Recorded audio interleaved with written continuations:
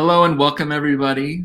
My name is Steven, and this is the show where we bring together experts to break down some of the most fundamental topics in HR. So today we're going to be discussing the employee life cycle, and I have these four amazing panelists with us today. Everybody wave hello. We've got Emily Kay, who's the HR director at Orange Recycling Services, Latanya Howell, who's the VP of People and Culture at Taffy, Lotus Buckner, who's the VP of People and Culture at Chowbus, and founder and CEO at LB Talent Solutions. And we have Stephen Farber, the Talent Retention Sherpa. So great group here today. I want to just dive right into here and start pulling out the wisdom from each of your brains that we have assembled. So the employee life cycle, this is a huge concept. And I want to just kind of get some definitions, really lay some stakes in the ground. What are we talking about when we talk about the employee life cycle?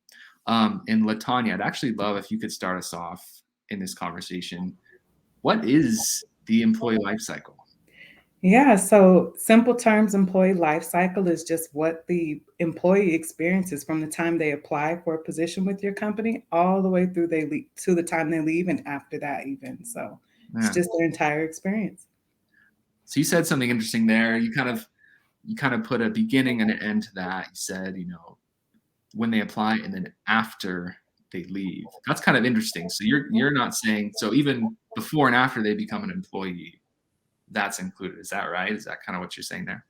Absolutely. From whatever their experience is when they go to apply for your company, even before they apply, when they hear about your company initially, that's when the employee life cycle begins. Awesome. Okay, so we kind of have those stakes in the ground on either end. Let's talk about what happens in between those phases, from hearing about the company to leaving and being maybe an ambassador of the company or what have you. What are some of the stages that are occurring in between? Emily, could you maybe start us off on that? Maybe Lotus, you have some thoughts as well. Yeah, Lotus might want to kick it off because that lawnmower. I got you. I think that people define the different stages differently. There's actually a few different models out there. But what I've done actually in a past company, and I've used it ever since, is I've combined some of those. And so the way I really think of the stages is really first is attract. So how are you actually attracting people to your company? So your employer brand. And then second is that recruiting and hiring stage, where you actually recruit them, where you actually put them through the hire process. Third is then onboarding. How do you make sure that they're having a really good experience when they first come into your company? Fourth, I think of development. So how do we develop our employees so that they have a really great experience? It's also a great retention strategy. The fifth stage that I think of is reward and recognition. So everything from compensation and benefits to the way we recognize our employees through recognition programs. You can even drill down to departmental and individual levels. Six for me is progress and perform. So how are we promoting or even making lateral moves, but really providing those career paths for our employees and then measuring the performance against that.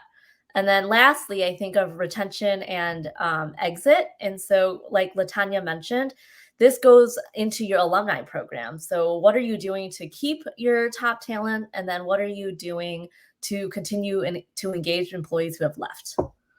Yeah, that's awesome. Very thorough. Emily, do you have any other what does it look like at your company? Do you see those defined stages in the company? Yeah, I thought that was kind of interesting how promotion, like the breakout of the progression. I often think of this as more, well, initially I thought of this as more as just like a process. This is, outlined who does what, where do they fit in. And I think in the last several years, I really learned like it's way more than that. So I kind of like the breakout that she had. I think for us, it looks less structured and more, sort of like who's plugging in where and how are we using other people in the organization to sort of move through this process. Since we are a much smaller organization, we are kind of like reliant on each other to fill in those gaps. So I think that's the only thing that I really have to add. Yeah, I think it's great. And just pointing out that it's not linear.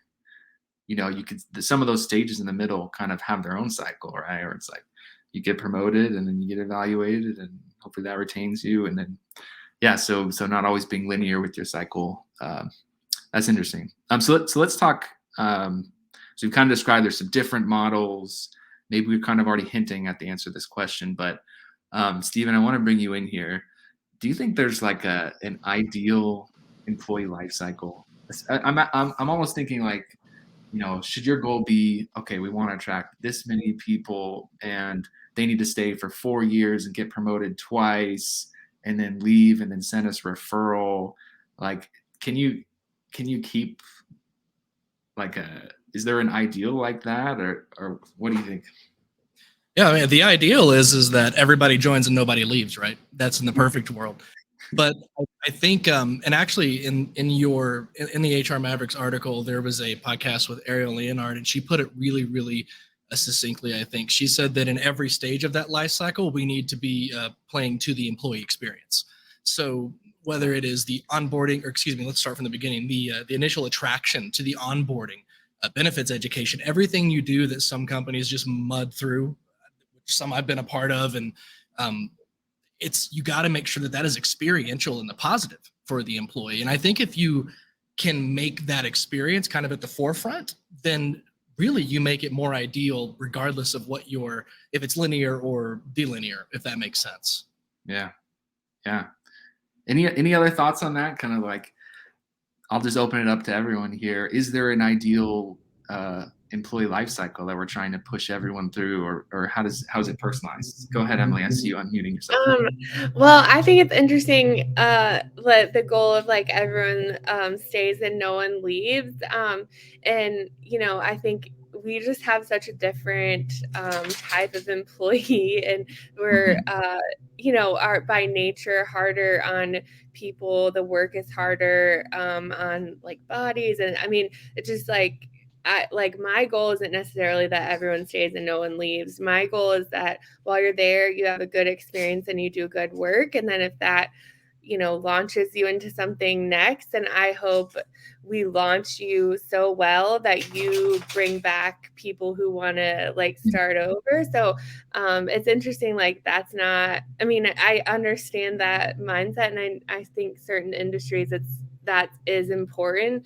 But for me, I sort of want some of that turnover only because, we're higher risk, it's just, people can't do these jobs for their whole career and kind of keep up with it. So it's interesting, but like, I want their experience to be so good that then they leave and bring back people that, want that same experience.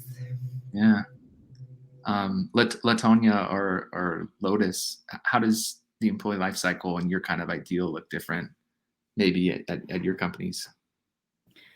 I think to piggyback off of Emily, it's definitely that concept of, when they leave, because that happens in an organization, they leave a champion of your company. If they leave and they're still rooting for you as a company, they're still referring people to you, they still have positive things to say about your company, I think you've had a successful employee life cycle. So the goal would be to make them a champion and retain them as a champion of the organization. That's really interesting. Yeah, you can almost build the whole life cycle around just make sure they're happy when they leave, almost like you're optimizing. Yeah, I think to kind of say it like a little more concisely, at least for me, is like, the benefit of you being a champion for the company and then bringing back 3 new people in the door actually helps me grow the business maybe more than you working so hard that you are now miserable and can't do the job anymore, whatever it is.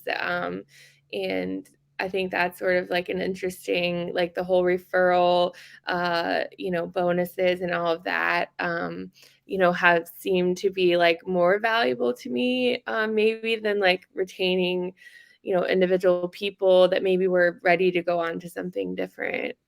So it's just sort of interesting in smaller organizations. I know we're probably pretty unique in that, point, but Yeah.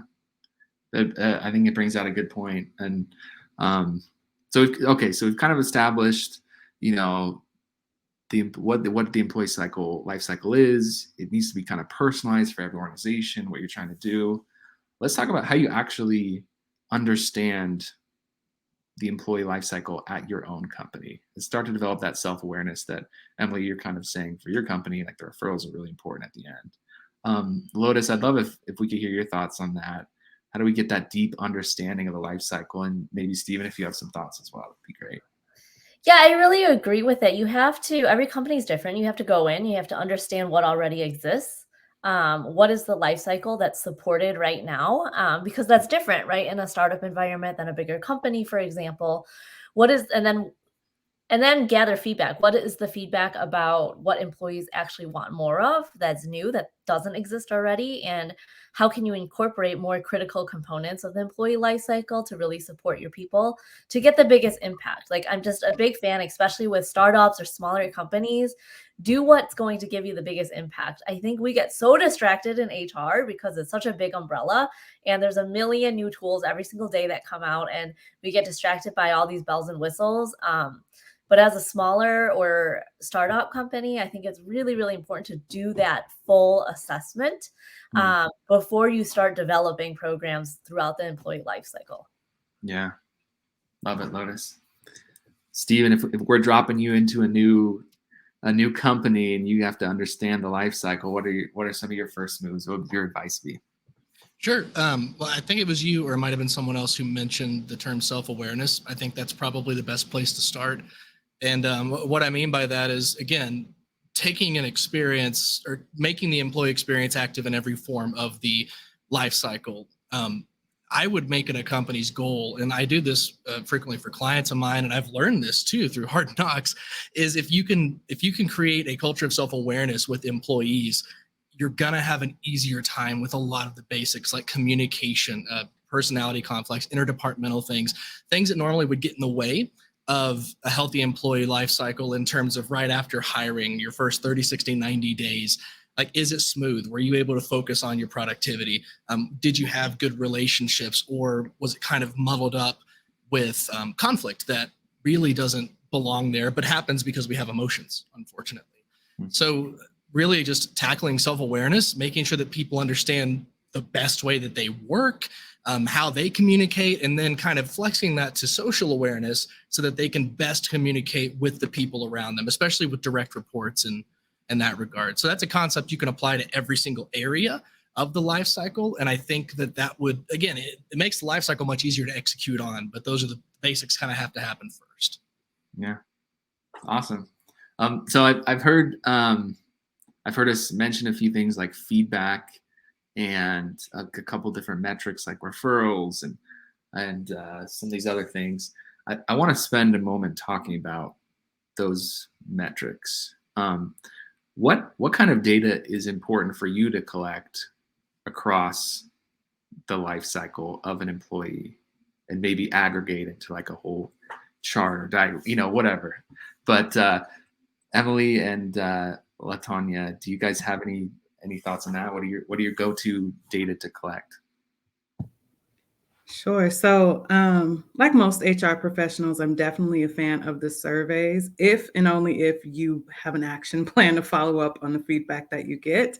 But I also like things like a stay interview, for example. So it's the opposite of what you would do for an exit interview. It's really just engaging with your employee and finding out what keeps them in the company, right? That continual feedback from them is essential in understanding what their perception is of their experience at your organization. So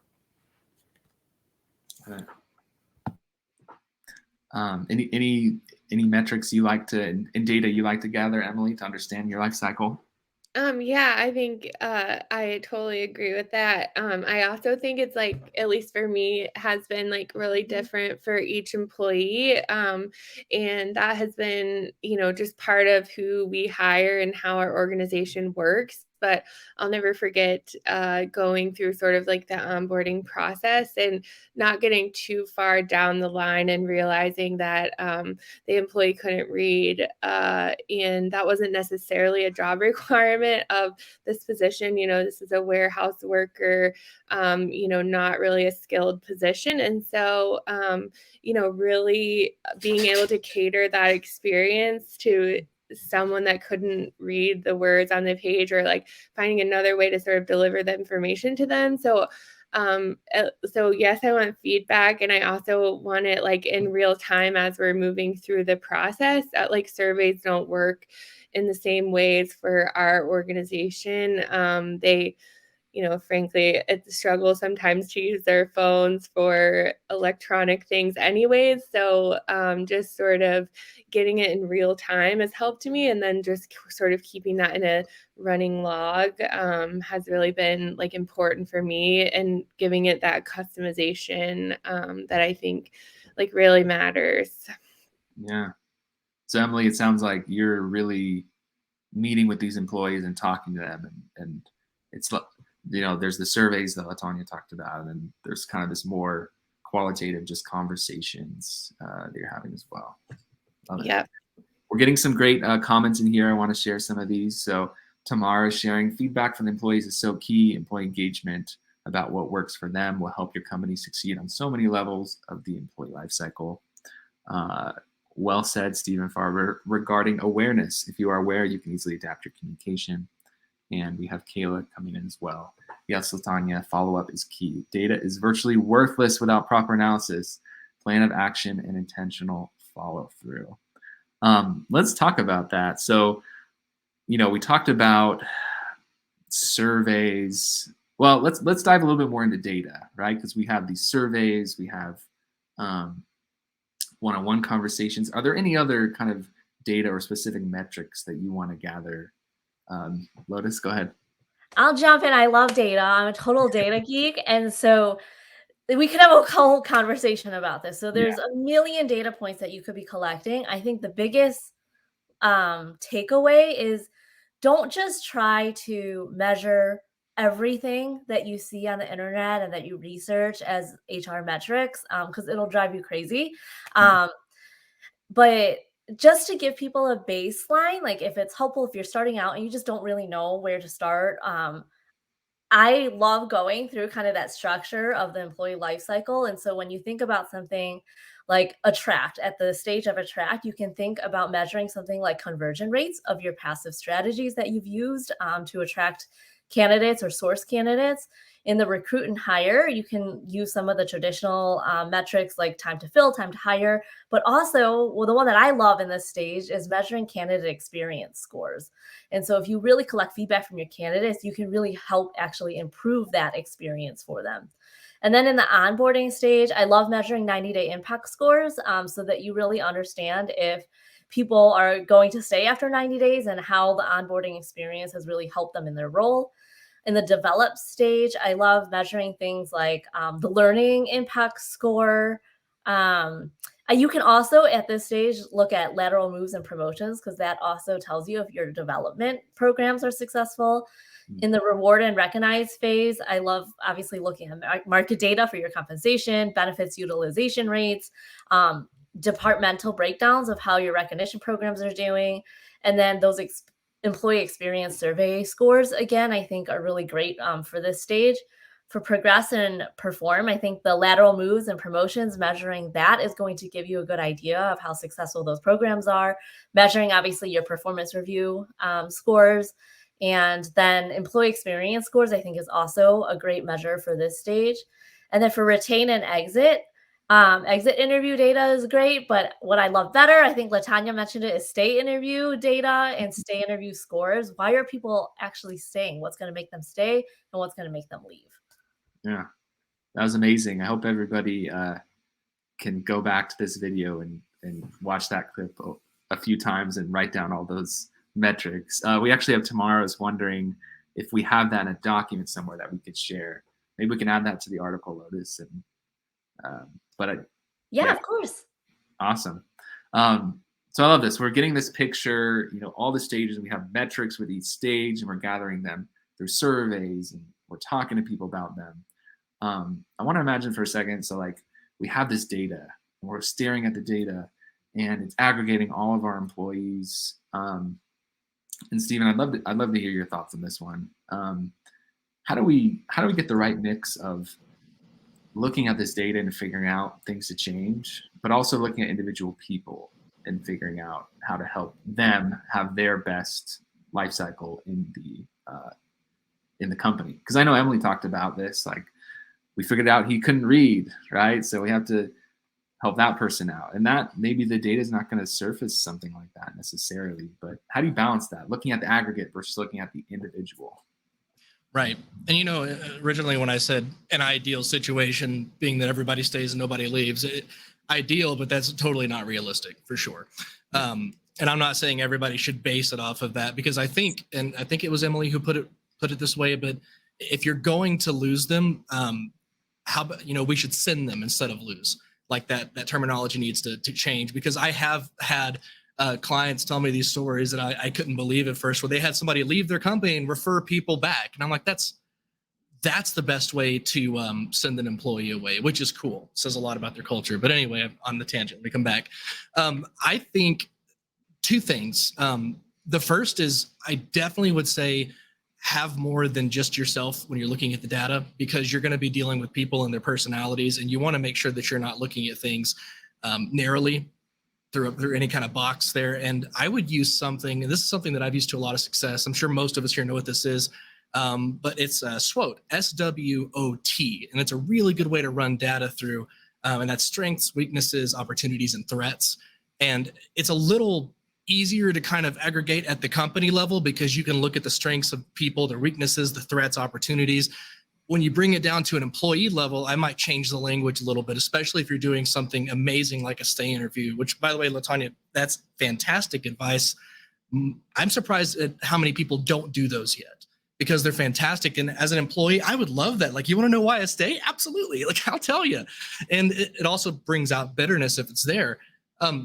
But changing the language from weakness to areas of development would be a great communication to that employee, and you're going to get really good data back. So I think it's about how you communicate it to who who's observing the data. If it's the employee in the life cycle, you want to make sure it's genuinely moving forward. And then if it's with your direct report, your managers or your superiors, and you're trying to get a bigger picture, I would run it through something like SWOT, just to get, or even have an OKR coach or something like that. Really look at the big overview of how things are. I hope that answered the question. Kind of went all over the place there. No, lots of good tactical advice there. It's great, Stephen. Any other thoughts from others about how to think about the person as well in this data? And actually, I'm thinking a lot of this from sort of a DEI perspective, right? Are you guys segmenting your data by gender and race? Because you can imagine, aggregating all this, and the data looks amazing, right? But then all of a sudden you look at all the women in the company and the promotion numbers are not the same. So I'd love for people's thoughts on that. Emily and Lotus, I saw you both shaking your heads. Emily, I don't know if you want to start us off on that. But I would say it's more of yes, I agree, you should be doing that. Our dynamics are a lot different. So, I don't know, it looks different for us, but fundamentally, I agree that you should definitely be tracking that data, so that you sort of know where there are rooms for improvement. And the dogs have been crazy. That's great. Lotus or LaTanya, you're both welcome to add on this if you'd like. I really think anything we do in HR needs to have a DEI lens to it. If people don't feel a sense of belonging, then they're not going to stay. And that's no different when it comes to when you're building out or trying to improve your employee life cycle or collecting data. I think you have to see it through that lens. The other thing I think is really helpful is when you're developing or improving your employee life cycle, involve the people. Like, don't do it in a silo in HR. Create those focus groups, get the feedback from employees about what that should look like and what would be meaningful to them. Great.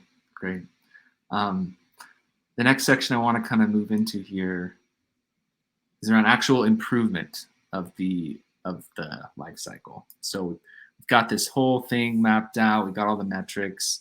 LaTanya, I'd love if you could start us out in this conversation, but where do I start, right? Do I pick the first metric in the life cycle that's like an attraction metric? Do I start at the end? Do I start with the worst one, the best one? What do you focus on or prioritize?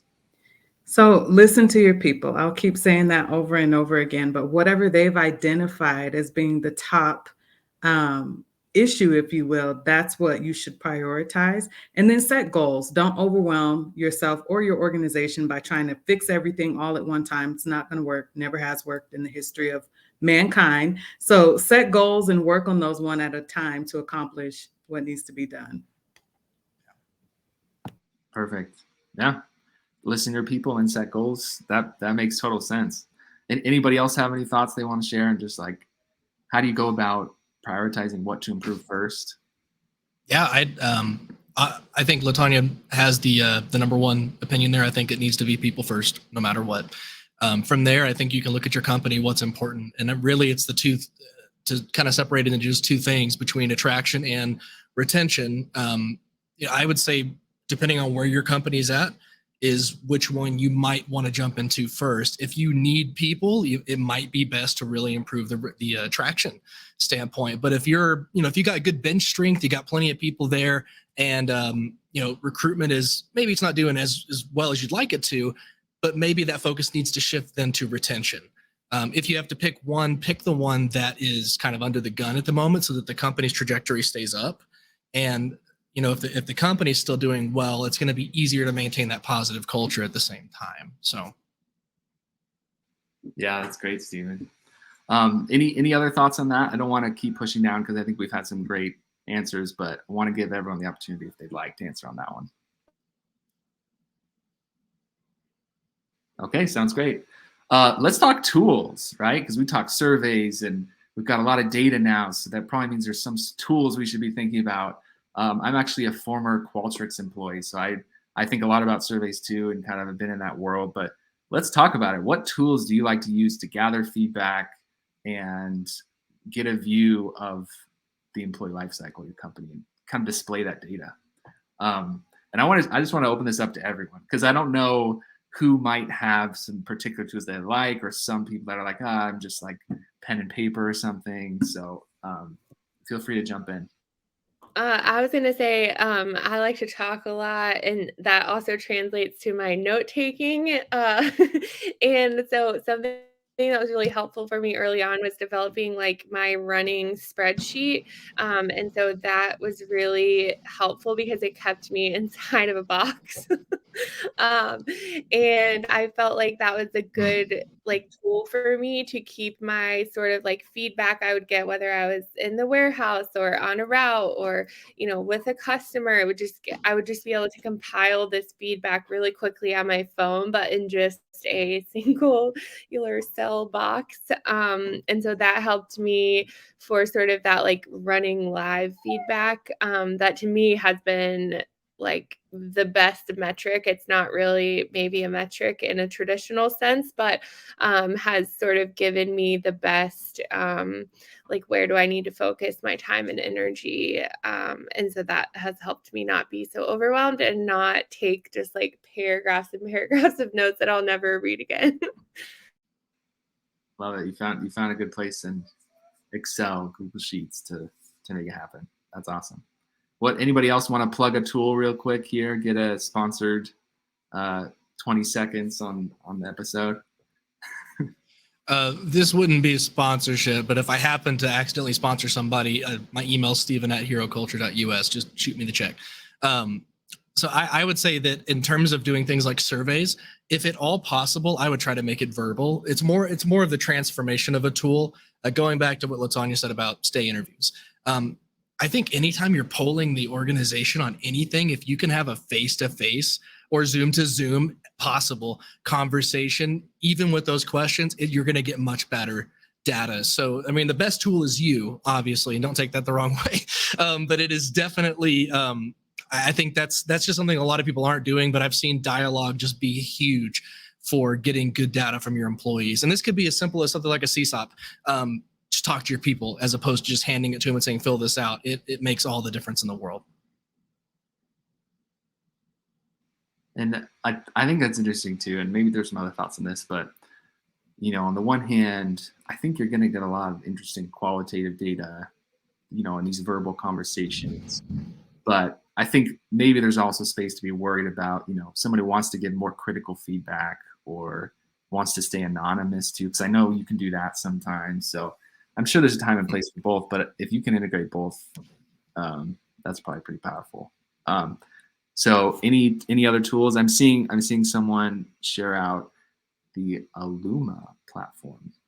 So one to look for if anyone's heard. That's a survey tool. That's a survey tool.